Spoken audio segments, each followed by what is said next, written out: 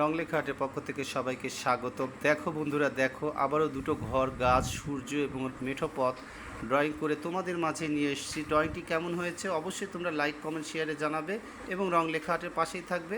আর এই যে ভিডিওটি শর্ট করার জন্য আমি ড্রয়িংটি আগেই করেছি এবং এখানে সুতা পেন্সিল দিয়ে আমি এই ডট ডটগুলো দিয়ে দিচ্ছি তোমাদের উদ্দেশ্যে। তোমরা এখান থেকে দেখে যদি কিছু শিখতে পারো সেটাই রংলেখা আর্টের সার্থকতা।